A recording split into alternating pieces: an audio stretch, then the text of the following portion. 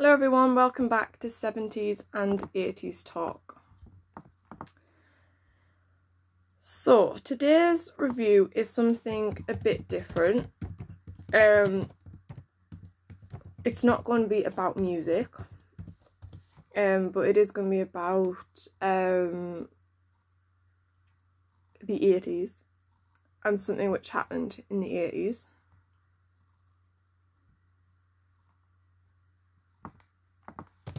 But I'm actually just getting the name of it because I didn't write it down, so I just want to get the right wording. So it was a documentary released on Channel 4, just in case anybody wants to go and watch it afterwards. And it's called The Miners' Strike 1984, which was a huge part in the history of this country. So as part of this channel, I do want to talk about other things but music, the events that went on in the 70s and 80s, and just have a chat about them.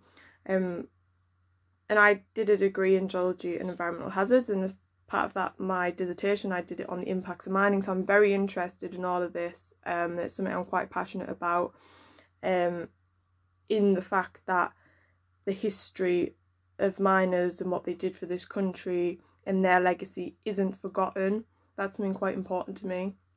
So yeah, I'm going to have a bit of a chat about the documentary and stuff on that. So as an overall, from a review perspective, I think the documentary was very good. It was very factual. The only thing I would have liked to have seen is more coverage of the Northeast. There wasn't really any coverage of the Northeast, which is a huge coal mining area.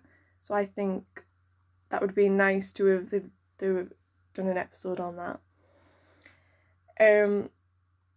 So in the summer of 1984, 2/3 were on strike. Of miners were on strike, coal miners. And when people were talking about it, I mean, it's 40 years on, because it's 2024 now, a lot of people were saying about the community was so sourced from that pit, and it's so true. The community expanded from that pit. That's where everyone went to work. That was the economy. It just, everything came from that place. And when those pits were closed, that source was took away. Everything fell, everything dropped. And something very evident from those interviews is still 40 years on, what happened then is still very raw. And when I could see when these people were talking about what they went through, it's like they were reliving it. Also, I could tell that the people in those interviews were very passionate on both sides, you know, because there were two sides. And you know, when you think about people now and their jobs, people aren't as passionate as what those miners were. They were totally dedicated to that job. They were really good workers. They really grafted to provide for their families, you know, and they were happy to go to the pub at the end of the day and have a pint. And have a chat with their friends. That's what made them happy. It was a lot more simpler version of life compared to now. And again, watching the interviews, you can see there's tears in their eyes. You can see it on their faces of what they went through. And I'm so glad they've done this documentary, because it really just shows what they went through. And that this is a story of our history, and it shouldn't be forgotten. Things were so more closely knit back then in the 80s. When one thing went, it all went. You see all the drastic changes in the villages and towns.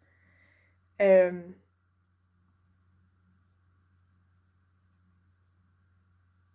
I stop and just stare a bit, I'm looking at my screen just reading what I've wrote here.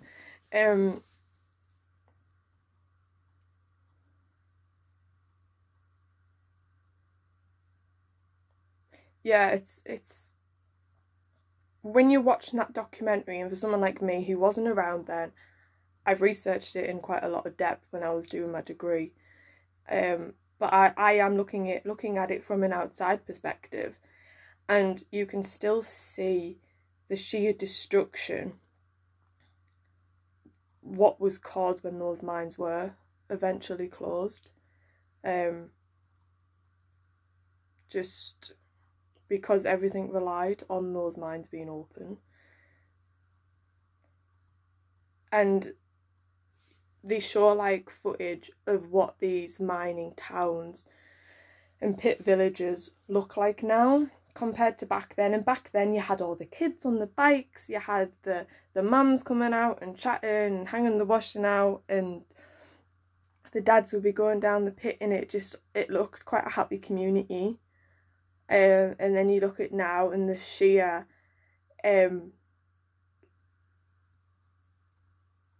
what's the word, down spiral of these places, because nothing replaced those mines. Nothing replaced that employment when they eventually closed. And I know this documentary wasn't really necessarily talking about what happened after the mines closed. This was more about specifically the miners' strikes. So it would be interesting if they did another documentary of what happened once the mines closed and what the impacts are even now to this day, because they are definitely still there. They are still being felt. And I know that living in the northeast, where a lot of the places up the coast, which have just been forgotten, and a lot of people have had to move out, and they've just got worse and worse because the money hasn't been put in to replace what was lost. And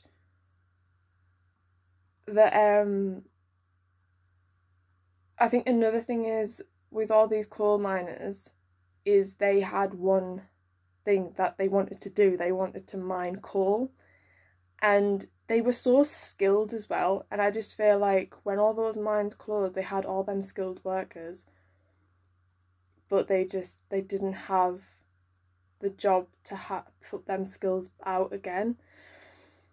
And it's just really sad to watch this and to think about what actually happened after those mines closed. And the fact of the matter was they couldn't just go to another job. And one person in the interview said thrown onto the scrap heap, and that is such an accurate statement of what happened.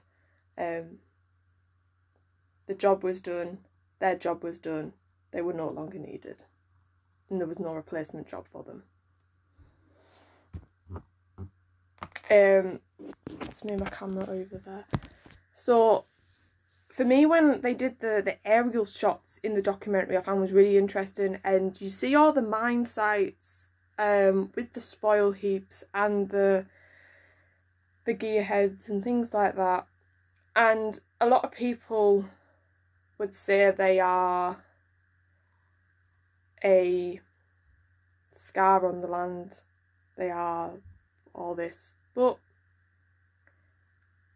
to me it's our history.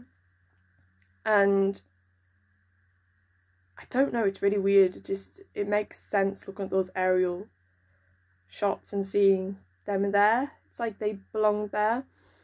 And I've said about this before when I spoke to people about this, is as soon as them coal mines closed, they knocked all of them down. They got rid of all of it. And I think they missed a massive opportunity there, because they could have easily made a lot of them places into museums. And again, mining built this country, so why should it have been all knocked down like it never happened? Because without it, we wouldn't be where we are now. We wouldn't. And I just think it's such a shame. They shouldn't have knocked everything down. It should have been preserved, because it is part of our history. And there is some places around the country which do exist. There's one place in the northeast called Grover Oak, which is in very bad disrepair, and it'll all be gone because there isn't the money to spend to repair it. But again, it's our history and it's going to be gone and it'll just be forgotten about, and mining will just be a thing of the past that nobody even talks about, and all these stories will be gone. And it can't happen. It can't. It needs to be kept alive, these stories. Yeah, so on one scene also we saw where a huge factory, was it Sports Direct or something? I don't know. It was a headquarters for somewhere. I don't know where it was, what it was for, but that was put on the old colliery site and it looked so much worse than what the mine site did. The mine site, it looked fine. Like, I don't know. It just looked, it belonged there. But this big concrete structure, this square structure, looks so out of place compared to the mine site. But yeah, when it was showing the scenes of the police, it was not very nice to watch that, of what went on, and how they were treated, the miners. So yeah, that's my thoughts on that documentary. But I'd definitely recommend it.